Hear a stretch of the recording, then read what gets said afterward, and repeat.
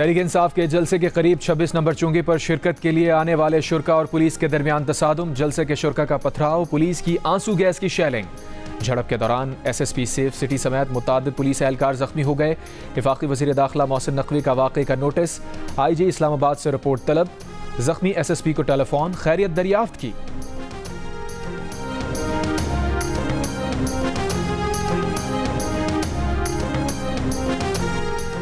वफाकी वज़ीर इत्तलात अता तारड़ ने कहा है कि 26 नंबर चुंगी पर वाक़या पेश आया, पुलिस पर पथराव किया गया। पुलिस का हक है दिफा करे। इन्होंने हमेशा तशद्दुद की राह अपनाई, सरकारी इमलाक को नुकसान पहुँचाया। काफ़ी देर जलसागाह खाली रही, नाकामी देख कर ये सब किया गया। इन लोगों से लोग इकट्ठे नहीं हुए। अली अमीन दिन की रोशनी में नहीं पहुँचना चाहते थे, इसीलिए रात में आए।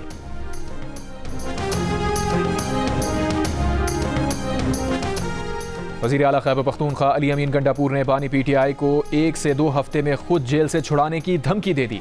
खातून सहाफ़ियों के हवाले से भी गलीज़ ज़बान का इस्तेमाल। कहा, मैं हरीफ सहाफ़ियों को नंगा करूंगा। चेयरमैन PTI बैरिस्टर गौहर बोले, बानी PTI के खिलाफ नया केस बनाना कबूल नहीं।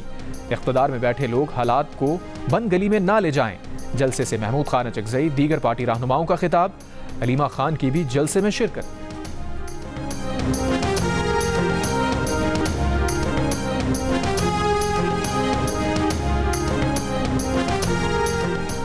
वज़ीर आला KP अली अमीन गंडापुर के खिताब पर वज़ीर दिफा ख्वाजा आसिफ का रद्द अमल। कहा, अली अमीन की तरफ से बांग्लादेश का हवाला दिया गया और पश्तूनों का लश्कर लेकर पंजाब पर हमलावर होने की धमकी दी गई। अगर इनके पास इतने लश्कर हैं तो दहशतगर्दी कंट्रोल कर लें या माने कि ये दहशतगर्दों के हलीफ हैं। ख्वाजा आसिफ ने अली अमीन गंडापुर को चैलेंज दिया कि अपने अल्फाज पे कायम रहना और 15 दिन बाद अपने लीडर को रिहा करके दिखाना।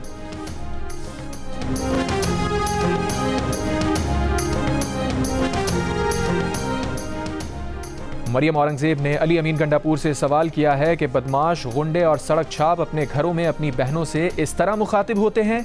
कहा, बानी PTI ने इस तरह के लोगों को परवान चढ़ाया। यह है 9 मई के मुजरिमों की असलियत। इसी गलीज़ ज़हनियत ने मुल्क और सियासत को गंदा किया। वज़ीर इत्तलात पंजाब अज़मा बुखारी ने कहा, खोखली धमकियां और गंदी ज़बान इनका ट्रेडमार्क है।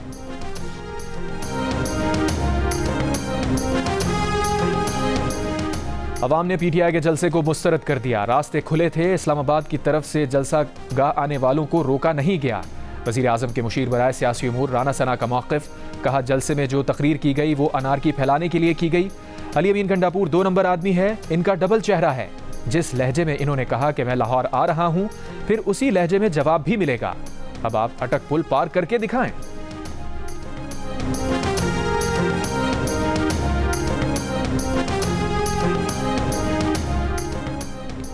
PTI रहनुमा असद कैसर ने कहा है कि मोटरवे पर फंसा था, जलसे में नहीं पहुंच सका। हमने कहा 7 बजे तक जलसा ख़त्म करेंगे, लेकिन रास्ते बंद कर दिए गए। प्रोग्राम नया पाकिस्तान में गुफ्तगू।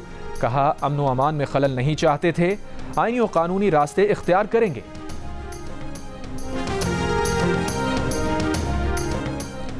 इंतज़ामिया की जानिब से दिए गए वक्त के बावजूद भी जलसा जारी रखने पर तहरीक इंसाफ की क़यादत और जलसे के शुरका के खिलाफ कानूनी कार्रवाई का ऐलान।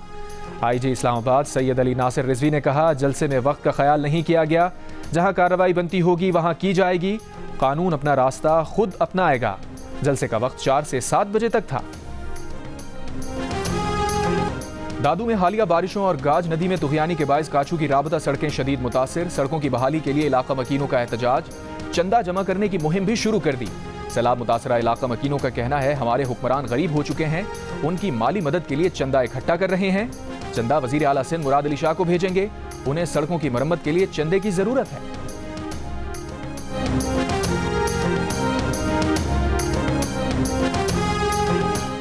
टिम्स अस्पताल इस्लामाबाद में मंकी पॉक्स के 2 मुश्तबा मरीज लाए गए। मुसाफिरों को एयरपोर्ट पर स्क्रीनिंग के दौरान रोका गया। हुक्काम के मुताबिक दोनों मुश्तबा मरीजों के सैंपल टेस्ट के लिए कौमी इदारा सेहत इस्लामाबाद भिजवाए जा रहे हैं। Director public health Khyber Pakhtunkhwa का कहना है, सूबे में मंकी पॉक्स का अब कोई मरीज नहीं रहा। महकमा सेहत ने कलील अरसे में मंकी पॉक्स के फैलाव को महदूद कर दिया।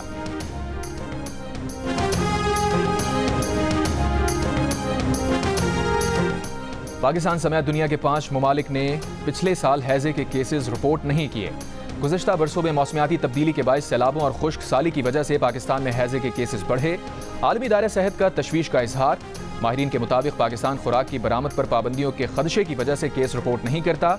पाकिस्तानी हुकाम हैजे को एक्यूट वाटरी डायरिया और वाटरी डायरिया करार देकर उसकी शिद्दत कम जाहिर करते हैं। कौमी इदारा सेहत का मौक़िफ़ है कि उन्होंने गुज़िश्ता साल आलमी इदारा सेहत को हैजे की लेबॉर्ट्री से तस्दीक शुदा केसेस की तफसीलात दी। मुमकिन है WHO के पाकिस्तान में ऑफिस ने अपने हेडक्वार्टर्स को यह तफसीलात फराहम ना की हों।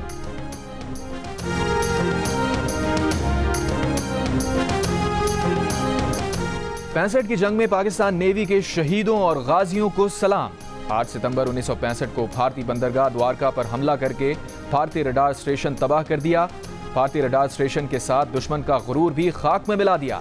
पाक बहरिया के आबदोज गाजी ने भी बहरा हिंद में अपना राज और दबदबा बरकरार रखा। 5 गुना बड़ी भारतीय बहरिया को मफलूज कर दिया। Naval chief admiral Naveed Ashraf ने कहा, आज का दिन हमारे सरफरोशों की लाजवाल कुर्बानियों और जज्बे की याद दिलाता है। 8 सितंबर पाक बहरिया की तारीख का सुनहरा बाब है। पाक बहरिया जदीद जंगी जहाज़ों, आबदोजों, मैरीटाइम एयरक्राफ्ट बेड़े में शामिल कर रही है।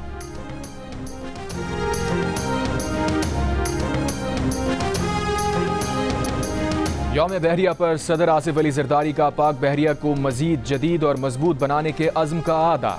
कहा, एक मजबूत बहरिया पाकिस्तान की सलामती और खुशहाली की ज़ामिन है।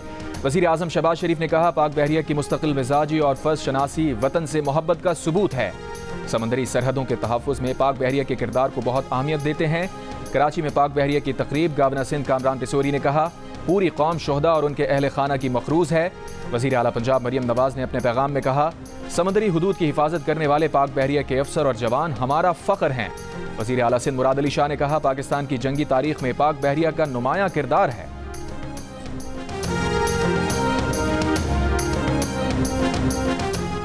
पाक फ़ज़ाइया के सरबरा air chief marshal Zaheer Ahmed Babar Sidhu की दौरा तुर्किया के दौरान तुर्क सदर और अस्करी क़यादत से मुलाकातें।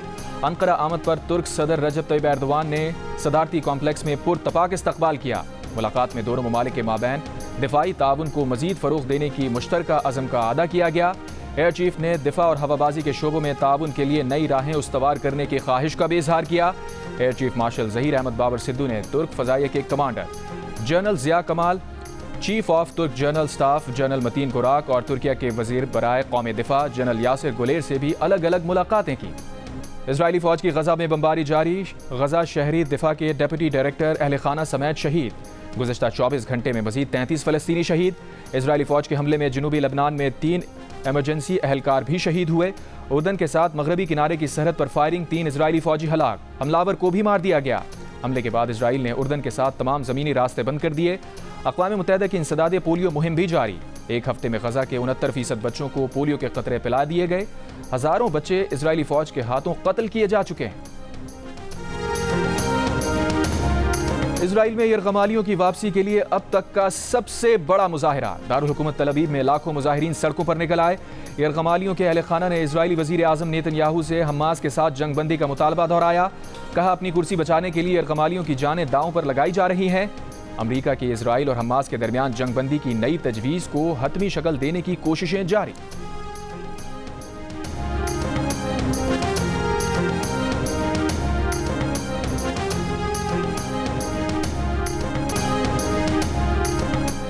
इस्लामाबाद में आज कोई तालीमी इदारा बंद नहीं होगा। तर्जुमान वजारत तालीम का ऐलान। कहा, इस्लामाबाद में तमाम स्कूल तालीमी इदारे मामूल के मुताबिक खुले रहेंगे।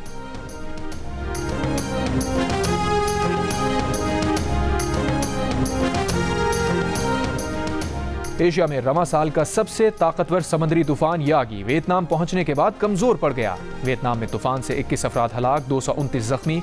समंदरी तूफान से चीन में 4 और फिलिपाइन में 20 अफराद हलाक। मराकश में शदीद बारिशों के बाद सैलाब, 11 अफराद हलाक, 9 लापता।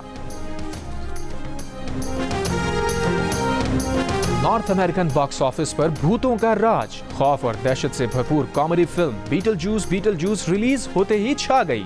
पहले वीकेंड पर 14 करोड़ 50 लाख डॉलर यानी 40 अरब 43 करोड़ पाकिस्तानी रुपए से जायद कमा लिए।